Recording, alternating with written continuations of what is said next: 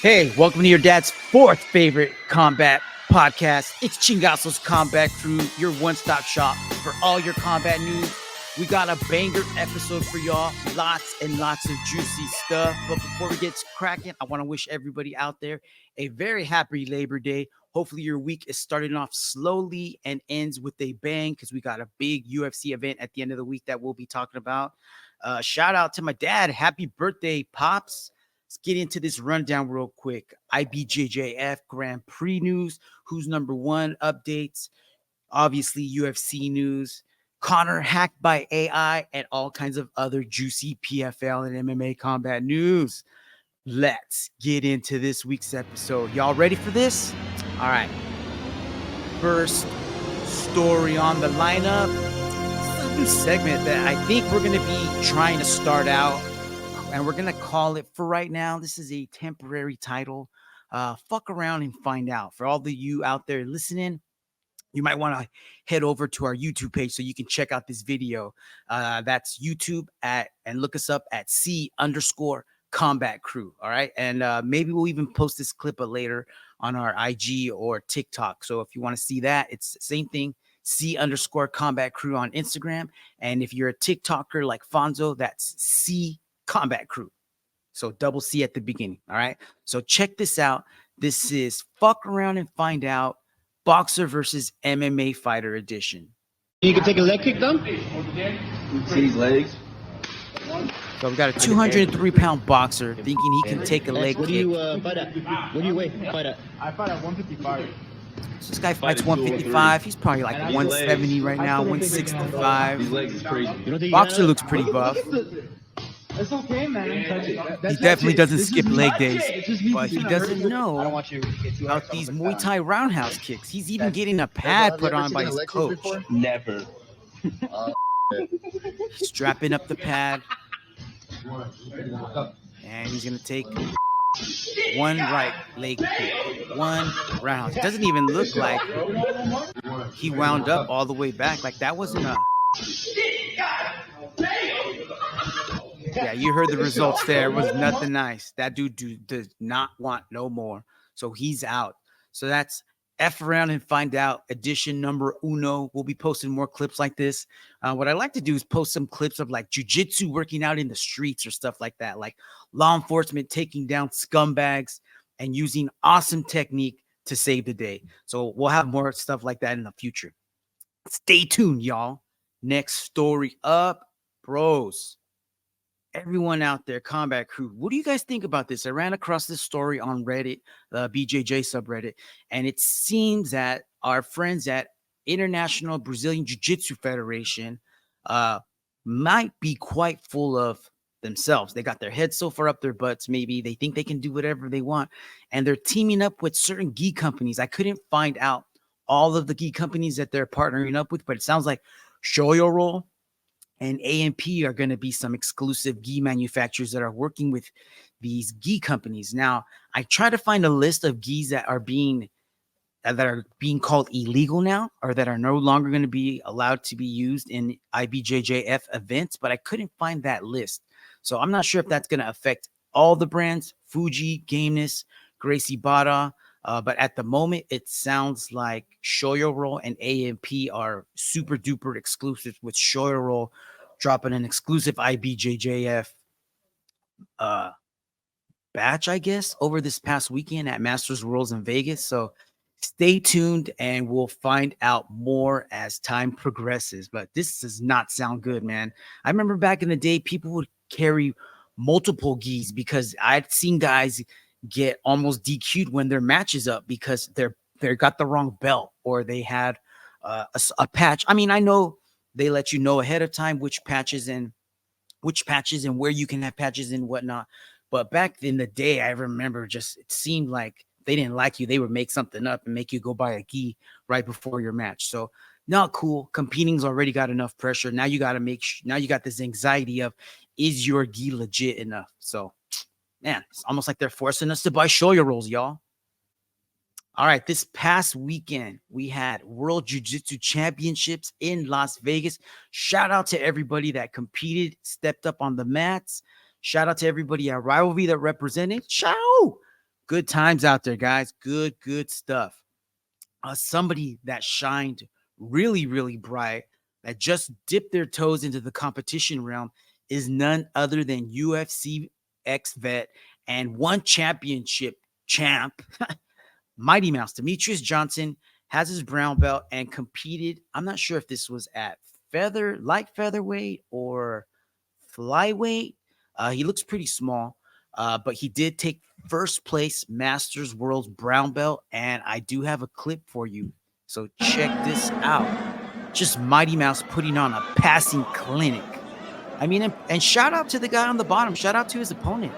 You know, he's trying his best to create a scramble. He's not standing still, you know. He's playing that open guard. But this is Mighty Mouse, dude. And I believe he had 6 matches. He went 6-0. I do not know how many of those ended in sub. But look at this. He's transitioning to a rear naked. Now he's in his guard. Now he's going to go for a shotgun armbar. Dude scrambles out. He's back up. He's working on that front headlock. Working for trips. Working for a takedown. Dude drops for a judo throw. Mighty Mouse is onto it and drops with them. And that concludes the match. Mighty Mouse has one speed, and it's just go, go, go. So congratulations, Demetrius Johnson. Now you can add World Jiu-Jitsu brown belt champion to your list of accolades. Thanks for taking something from the regular people, bro. Thanks.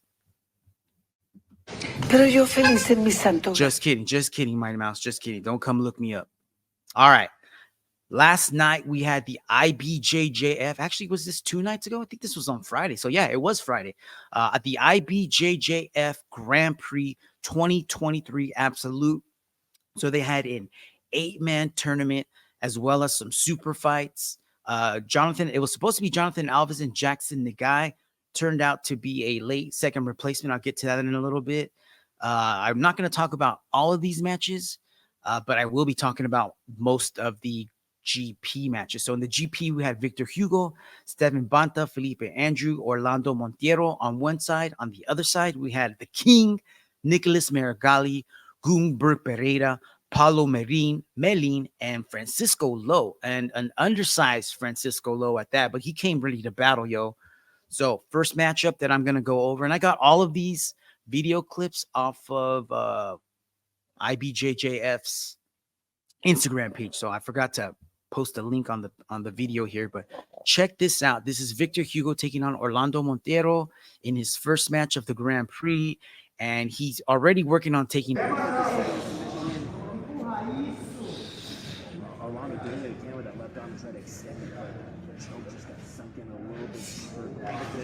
Like he's going for an arm, and then he gets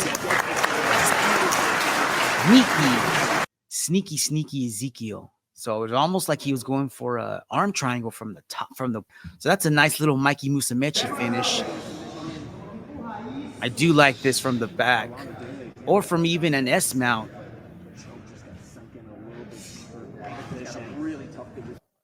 All right, next matchup of the Greek. Oh, actually, this was a super fight matchup, and this was, in my opinion, one of my favorite match of the whole event. Just a lot of back and forth, a lot of scrambles, points actually being scored, people being put into submissions, people popping out, people getting into scrambles, and guys, it was just a really fun matchup to watch. Check this out. This is Jackson Ngai taking on late replacement Natan Cheung. Look at this. Just movement all over the place. No matter where the matchup went, though, Jackson Ngai was ready.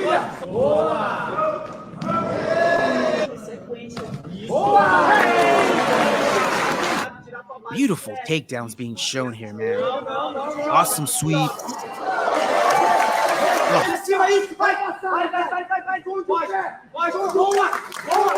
Jackson Ngai taking the back here.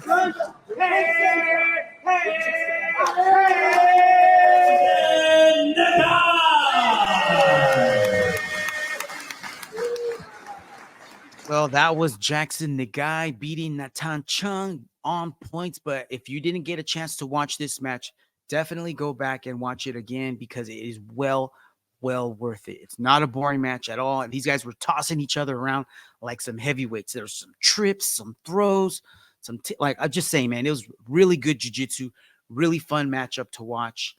Here we have next the king at the moment, Nicolas Meregali, taking on, again, as I mentioned, I thought an undersized Francisco Lo. Francisco Lo starts the match off with a quick takedown, but that was probably the beginning of the end for Francisco. Meregali eventually gets a sweep. Here he's playing some weird single leg X, comes up, works the pass. Psych, I'm going this way. Side control. Jackson, I'm sorry, Francisco trying his hardest to get out. Even attempts what looks like a weird buggy choke for a moment, but Meregali was like, "Chale, bro, I'm out of here. Let me get this mount." And Meregali ends this with another one of those Gordon Ryan smothers. Smother choke. Nasty stuff. Didn't take very long for Nicolas to end that match in sub. So again, he moves on. And let's see who we have next. Victor Hugo, Felipe Andrew. Now, Victor Hugo already had a submission in his first matchup. Here taking on Felipe Andrew, who won his first match by points, maybe possibly even an advantage. So I was already thinking like, yo, bro, Felipe is not having a good day. Either he's worried or maybe he's got an injury. But here's his match with Victor Hugo. Victor Hugo in the white on the bottom, throwing up a triangle. Felipe trying his hardest to get out.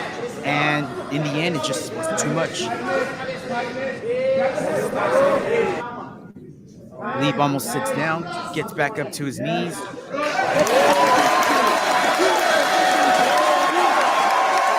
And Victor Hugo gets the tap, moves on to the next round. So Victor Hugo, 2 matches, 2 submissions, moves on to the finals. And here we have the finals. Nicolas Meregali, I believe he won his next matchup against Gutenberg Pereira, I believe it was. And he won by points. So he had 1 sub, 1 point. And here he is against Victor Hugo.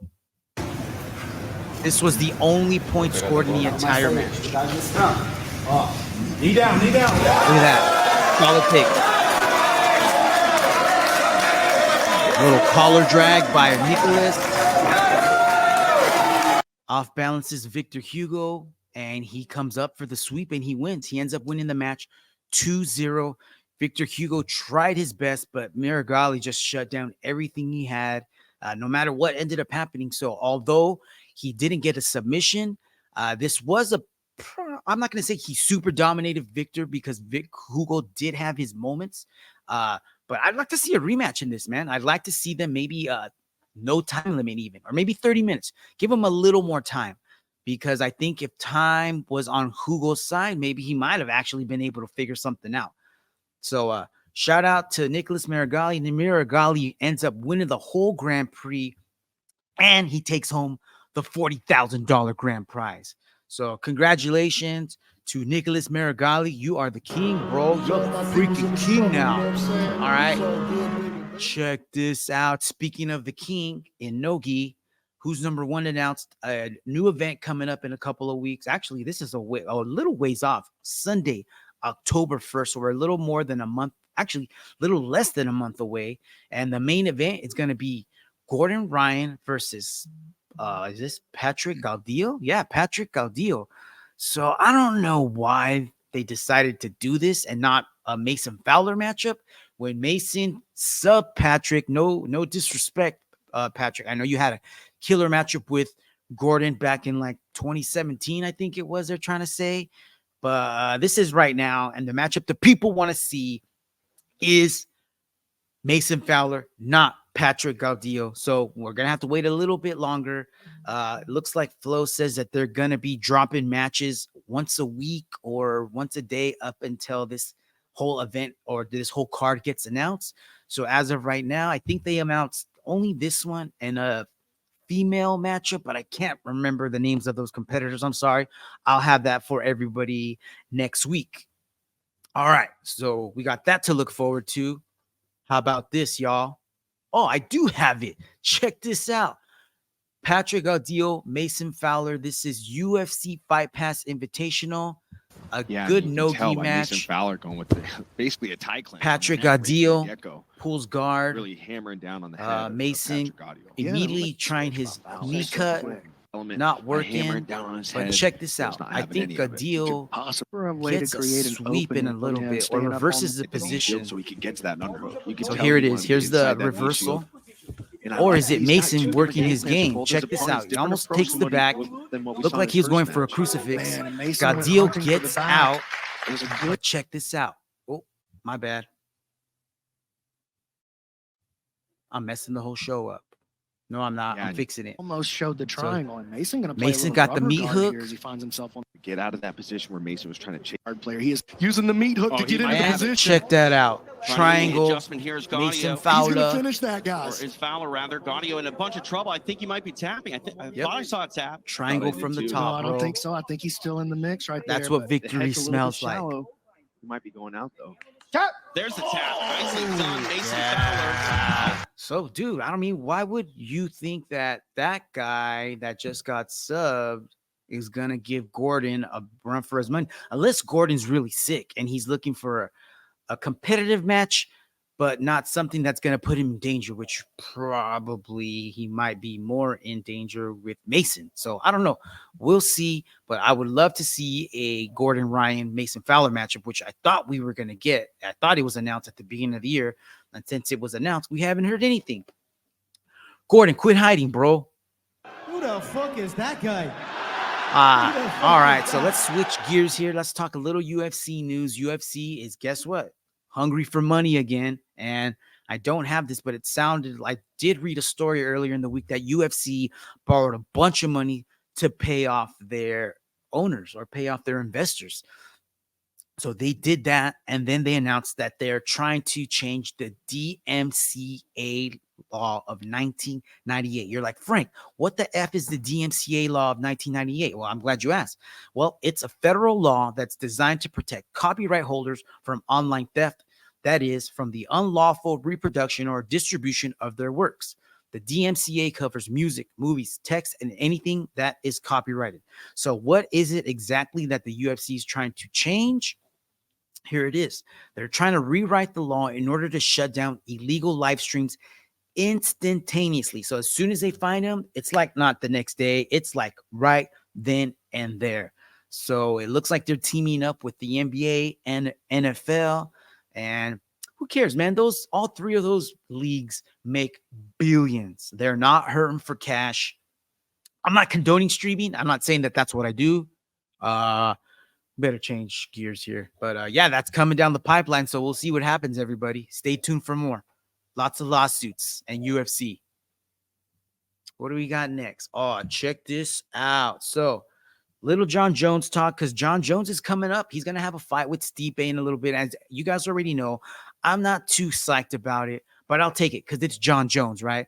So check out this clip of John Jones and Jamal Hill, I believe, talking about the monster that is John Jones. I found this on Reddit, and it was titled, "And People Say John Jones Doesn't Have Boxing. He doesn't even need to box to break them. Dude gives fighters career-ending injury." Hey, he gave John Jones some serious trouble, and John destroyed his legs. Yeah, he needed double knee surgery after that fight. Both of his knees were destroyed. I've seen it on the world shit. Yeah, crazy. John just destroyed his knees. That side kick to the knees. You know, I mean, John is so good at that. One of his knees they messed up. He tried to kill. So they're just talking about how killer of a fighter John Jones is. He's got that killer instinct, and he doesn't even have to have all the tools that other fighters have. The tools that he has are enough to overcome anybody. So he does have a fight coming up pretty soon. And a while ago, John Jones was asked, like, yo, what do you think about these young up-and-coming fighters? And John Jones says, as far as these younger fighters, I look at guys like Tom Aspinall, and I look at guys like Sergey Pavlovich. Dude, they're amazing. Don't get me wrong. These guys are amazing. They're starching people in the first round. But as I get older, I have to look at it as a business and not just speak out of pride. I have to speak out of my legacy and as a business. So now, is that John being cautious? Is that John picking his fights? Or is that John being worried about losing and tarnishing his legacy, which he's speaking about? Or is that all the above? I mean, that's kind of sounds like it's all the same thing. I mean, he is taking a fight against Stipe. Stipe's like ranked number 4. Why not fight the number 2 guy? You just beat the number 1 guy, knocked him down to number 3. Fight number 2. So, yeah, I don't know. Maybe he's trying to take a step back. Maybe he's trying to retire undefeated. And he hasn't. He said he was going to fight 3 times this year. That's definitely not going to happen now. So he is fighting Stipe next month, I believe. But check this out. Even though he said that, he's like, I'm looking at it as a business. I don't want to just speak out on pride, because anybody can toss a fight. And you can be like, well, are you going to take it or not? Are you scared? Are you chicken? And he's not saying that he's chicken, but that's kind of like what it sounds like. And the UFC was like, hold my beer, John. Check this out. Because guess who's the backup? Sergey Pavlovich just got confirmed as the backup for John Jones versus Stipe Miocic. So no matter what now, if John Jones happens to fall out because of injury or whatever reason, or he gets in trouble again, Sergey's stepping in. Or if Stipe gets hurt, wink, wink, Sergey's got to step in, and it'll be Sergey and John. And that's the fight that I would rather see. I think that's the fight that makes more sense. Stipe, yeah, you're a vet. You did a lot for the UFC, but that's neither here nor there, like Luke Thomas likes to say.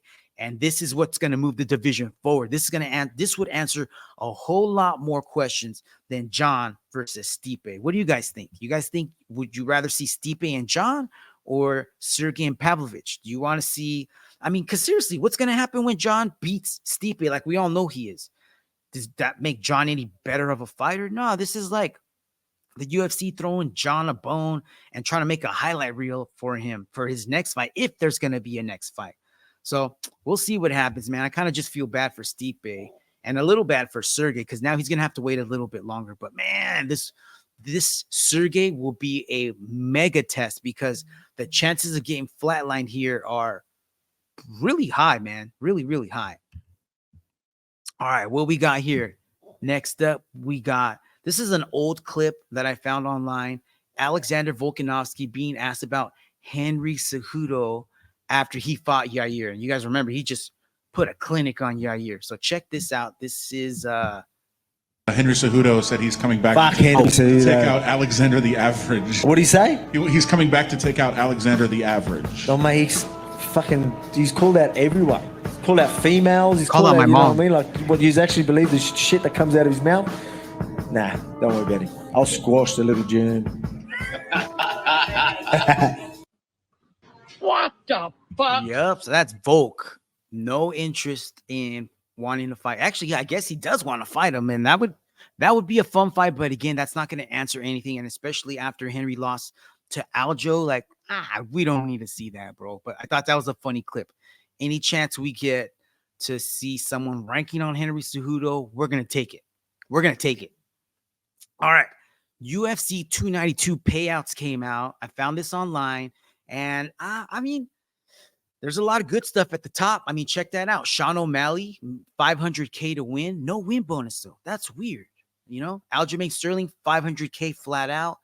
Zhang Wei Li, $520K, no win bonus. Amanda Lemos, $250K, no win bonus, obviously, because she lost. Ian Machado Gary, $100K, $50K to win, $50K to win. Neil Magny, $134K. Mario Batista taking on Damone Blackshear. Mario got 43 to fight, 43 to win, and Damone Blackshear taking the fight on like 6 days notice, getting a $27,000 payday. That sounds kind of low, guys, for putting his body through the wear and tear that he did. And he had to make weight again, so that's not easy.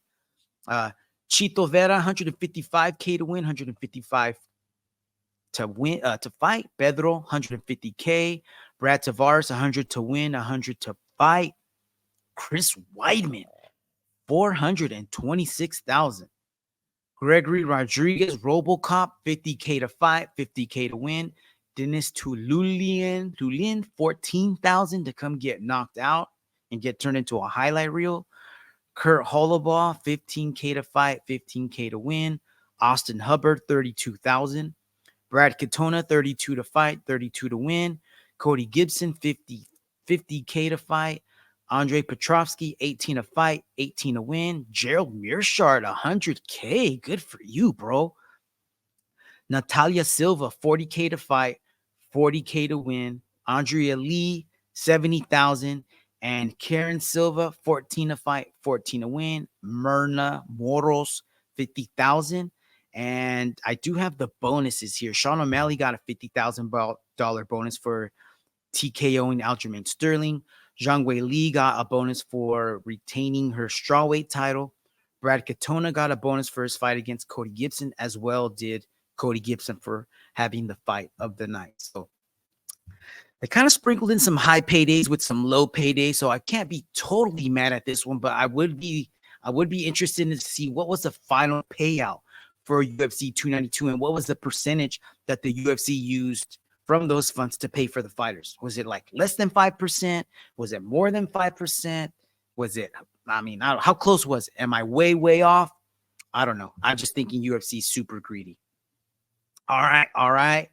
We talked about this last week and we said that we were pumped because we were possibly going to get a pay-per-view with maybe Sean O'Malley defending the bantamweight strap and Conor McGregor joining him on that card, fighting against possibly Michael Chandler, because last week, Conor tweeted, "Hey, it's on." And then Dana White was asked this after Dana White's Contender Series. Update on Conor McGregor. He likes to mess with us all. He sent out a tweet that had like an alleged Fight Pass graphic of him and Chandler in December, end of year. What can you tell us about the latest on Conor? And is he in the mix for that December? I don't know how that got out or whatever. It wasn't from Fight Pass. My team was telling me it was an AI. It looked fake. Come on, man. It wasn't Somebody real. posted it. I mean, obviously, if that was the case, you would have heard it from us first. Well, we've seen billboards. You'd have got a report from me on Instagram. Fair enough. Hey, what's up, guys? This is Dana White on Instagram. Yeah, I'm sure he would not have waited 2 seconds to post a video, but still, it seems that's kind of funny to me. So I just like, what?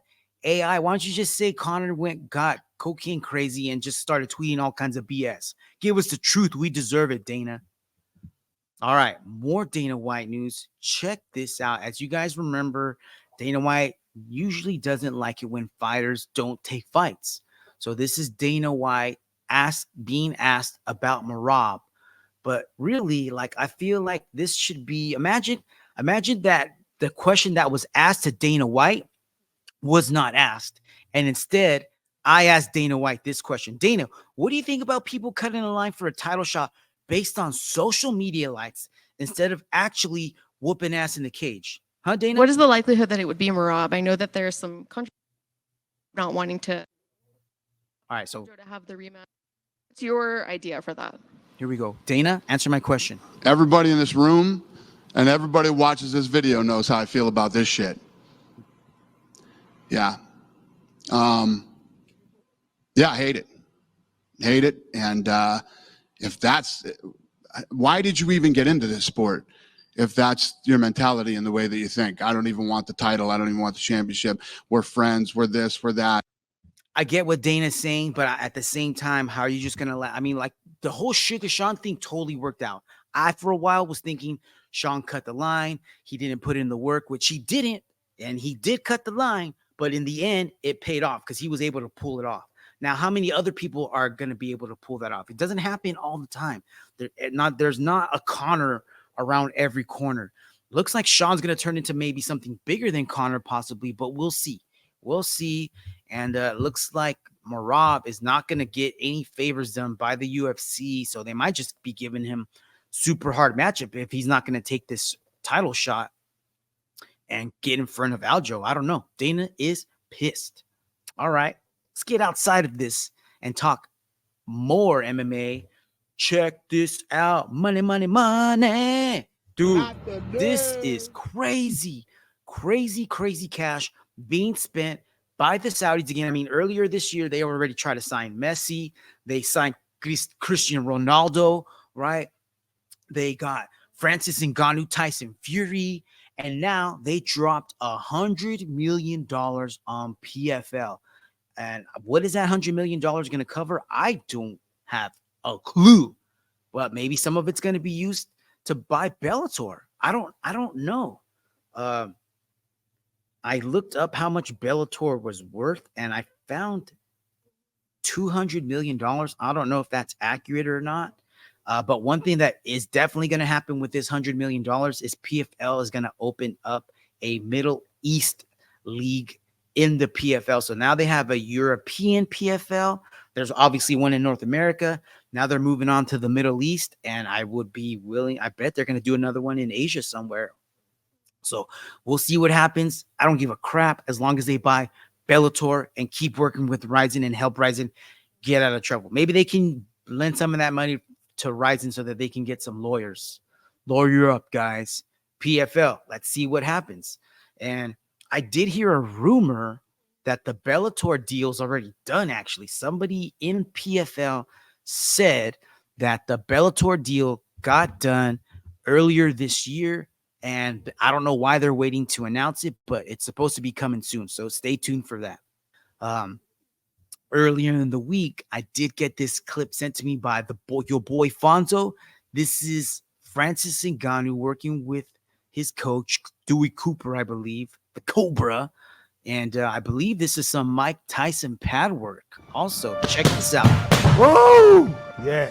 God and then after you do that, when you do the right hand, the last right hand, right? Boom. That's the last punch. Do the right hand, left hook too. That was beautiful. Look at this. Left hook. Rep it. So you rip it with everything you got. I don't care if you're tired. Everything you got. Oh.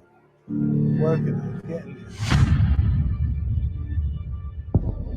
I'm not saying he's a world beater. I'm not saying he's going to beat Tyson Fury, but that is impressive to watch. You know, it didn't sound super fast, but it just sounds super impactful. So if Francis can land one of these shots, man, if he can, I mean, who knows? Who knows, right?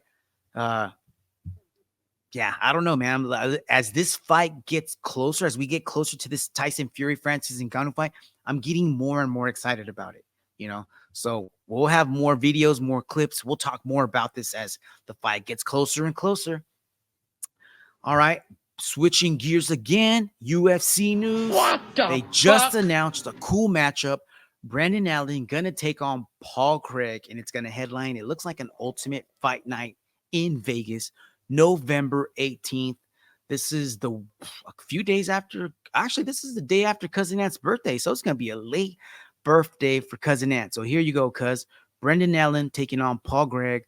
This is going to be a middleweight matchup, and this is Paul Craig's second fight at middleweight, so it should be a banger. Both of these guys coming off of wins. I approve. So I believe this was tweeted out, IG'd out by Brendan Royval. He's hinting at a fight against Alexander Pantoja, and he said, just waiting on a date. Stay healthy, chap. Excited to share the cage with you again. And new. Bro, you barely made it. I don't know how many rounds he made it with Pantoja. I think they had a 3-round war before Pantoja finished it. If it wasn't in the second he finished it, he definitely finished it in the third. It was a really good fight. Go back and watch it. I got UFC Fight Pass. I'll probably check it out later on and see what I can get from it. But I don't remember Pantoja being in too much trouble. You know, I know Royval did get out of some submissions. He did create some scrambles, but I just remember him being on his heels that whole fight. Like trying to keep his head above water is what it seemed like, because he just kept falling in a trap after trap after trap. And you know, Pantoja doesn't want to give up that belt anytime soon because he ain't trying to go back to Uber Eats. So we'll see when this fight happens. I doubt it happens Q4, maybe something early Q1, February, March. But yeah, it looks like a good ass fight, man. Gonna be a damn good fight. Yeah, that's gonna be a burner, bro. That's gonna be a burner. So yeah, let's look at the flyweight rankings in the UFC right now. We got Alexander Pantoja, the champ, Number 1, Brandon Moreno. Number 2, Davison Figueiredo. Number 3, Amir Albazi. And number 4, Brandon Royval. I kind of feel like that Amir Albazi is a little inflated. Make him fight Davison or Brandon, because we don't want to see another Brandon Moreno fight. As much as I love Brandon, let's give somebody else an opportunity. So, yeah, even though Brandon Royval didn't win his last time, Davison doesn't deserve a title shot right now. He needs a win. And Amir, I don't believe, has done enough to deserve a title shot. So, Brandon Royval, get your ass in there, bro. Check this out. We got a sneak peek here coming up at the end of the month. One fight night coming up Friday, September 29th. The main card is going to be all females. Main event, Stamp Fairtex taking on Ham Seoyi for the interim weight championship. On the prelims, we're going to have John Lineker dropping bombs. He's always fun. UFC vet. If you don't know about John Lineker, get yourself a UFC Fight Pass and go look him up, because this little dude drops freaking hammers, bro. And we're also going to get another grappling match. Danielle Kelly taking on Jessica Khan for the atomweight submission grappling world championship. And of course, there's going to be some Muay Thai. So that's always fun to watch. Guys, coming up September 22nd, we've been talking a little bit about this. There's going to be a Muay Thai super fight, Super Lick taking on Rodtang. This is like 2 of the ultimates in the league taking each other on. This never happens, and it's going to happen. If you're not pumped for this, maybe you will be after you check this out. This is a training video I found of Super Lick kicking.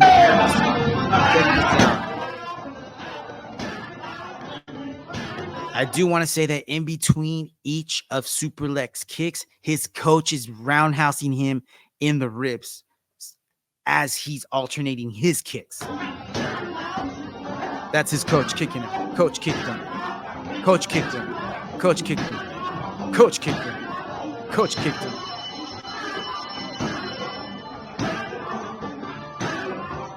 And yeah, the bell rang and they're still going.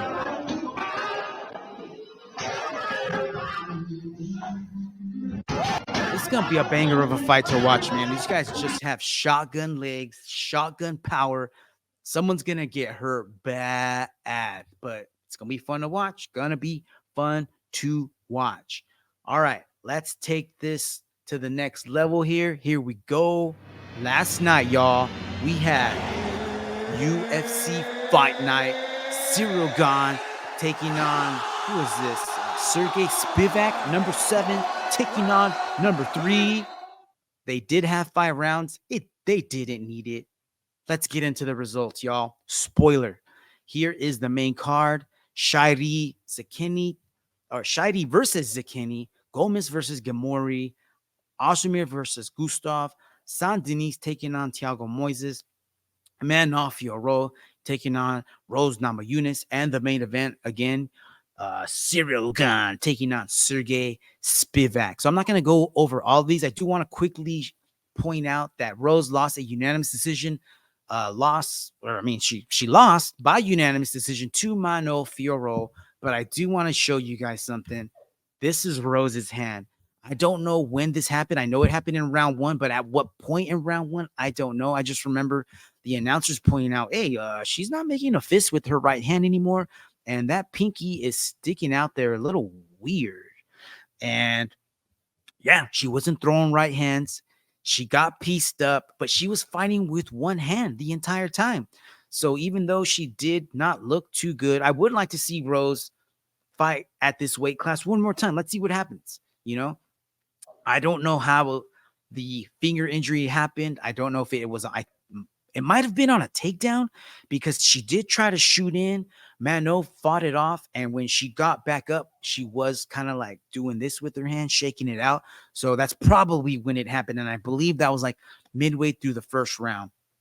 And so congratulations, Manon Fiorot. You couldn't take out a one-armed fighter. All right, dudes and ladies out there, this was a banger of a fight. I'm talking about Morgan Shairi taking on Manolo Zucchini. You guys already know YouTube's going to block all these clips, so I'm going to cut them up, Load them up to social media for us. Instagram, C_Combat Crew. TikTok, C Combat Crew. All right. What's next? So I heard that Tom Aspinall was in the crowd and maybe he wants the smoke. So maybe we're going to see Cyril and Tom Aspinall. Tom Aspinall didn't take no damage in his last fight. Cyril Gane just barely went for a light jog. So they're both good, man. They're both good to go. Let's get these guys in December. Let's put them on that December card, man. All right. All right. That was the last fight of the night. Next week, we got UFC 293. So you know what that means. This week, we'll be dropping our UFC 293 Parlay Super Show. Fonzo and Cousin Ant couldn't join us because they're both already busy trying to crack the code. They're both trying to get over on each other. Neither one of them wants to lose.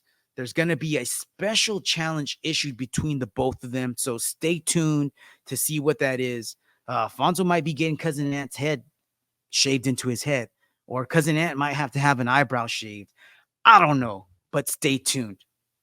Let's look over the card real quick, and only the main card. So it looks like the main card is going to be opened up with Tyson Pedro taking on Anton Turkalaj. And you're like, Frank, who's Anton Turkalaj? And I'm like, you don't know the Pleasure Man? Bro, the Pleasure Man. Yes, that dude. The Pleasure Man taking on Tyson Pedro. How the F do you have a nickname like the Pleasure Man and you fight dudes in the cage? What the fuck? That is crazy. This dude don't give a F. So I'm watching that fight just to see what happens with the Pleasure Man. So you might be asking, hey, what are these fire symbols on the screen right now? This is my rating system that I used a while back for a one fight night card. And what this is a 3-fire system. So if you see 3 fires, that means you definitely want to go watch this fight. Justin Tafa, Austin Lane. This is a rematch because Austin Lane poked the crap out of Justin Tafa. He almost stabbed his eye through his skull the last time they fought. Austin Lane is a mega athlete, if I'm not mistaken. I believe he played like some college football, maybe was like on an NFL practice squad, and he transitioned to MMA. He did have a fight on Dana White's Contender Series where he just completely smashed some dude. I don't know who it was. Who the fuck is that guy? Exactly. But now he's in the big leagues, and Justin's pissed, dude. This was almost like a coming out party for Austin Lane by the UFC, feeding him Justin Tafa, because Justin's tough, but he can take a whooping. And now by Justin getting his eye poked, I don't know, man. I wonder if that's gonna fire up that belly of his and have him come out even harder. So I'm looking forward to that fight, seeing what happens. I'm looking forward to seeing, is Austin Lane what they think he could be, or is Justin Tafa just gonna come in and put his lights out? Yeah, I'm kind of sad about this next matchup because it's supposed to be Manel Cape taking on Kai Kara France, or KKF, I'm sorry, Kai Kara France, but instead it's Manel Cape taking on Felipe Dos Santos. Should be a cool fight. So I'm giving this a 1-fire. Co-main event, Tai Tuivasa taking on Alexander Volkov. This is going to be a typical Tai Tuivasa fight. I'm giving this 2 fires because someone's going to get knocked out and his name rhymes with Volkov. Yeah, I'm seeing TKO late round 2, early round 3. Volk is going to throw everything he has at Tai, and Tai's just got that blockhead, dude. He's just going to keep coming. And this is in his hometown, bro. This is in his home country. How do you think he's going to come out? He's going to be like a Mexican fighting in Guadalajara, ready to tear shit up. He's going to have a shoey on his way to the cage, and he's definitely going to have a few on his way out. So put your money on Tai. Don't tell the boys. That one's going to end early, round 1, TKO. I'm going to look at the odds on that one. So that's a parlay that I'm definitely going to be trying to put on for sure. Main event, Israel Adesanya taking on Sean Strickland. I'm giving this a 2-fire. Yeah, I mean, I guess I'm just giving it 2 fires just because it's Izzy. You know what I mean? He's always going to come out, put on a clinic. And this isn't the fight that we wanted. We wanted to see DDP. He's not ready yet. So we'll see. And Sean Strickland has the ultimate opportunity to play spoiler to Israel Adesanya, to DDP, and to the entire MMA community. And hey, I ain't mad at it. I ain't mad at an upset at all. All right, guys, that is it for this week's show. Don't forget to follow us on YouTube at C_Combat Crew or on IG at C_Combat Crew. Again, if you're a TikToker, C Combat Crew. Don't forget to join us later this week, possibly Thursday morning or Friday morning. Gonna drop the UFC 293 Parlay Super Show with the boys. That's all I got. Have a wonderful Labor Day. I'm hoping you're enjoying your day off and you have a fantastic and wonderful week. Till next time, Combat Crew out.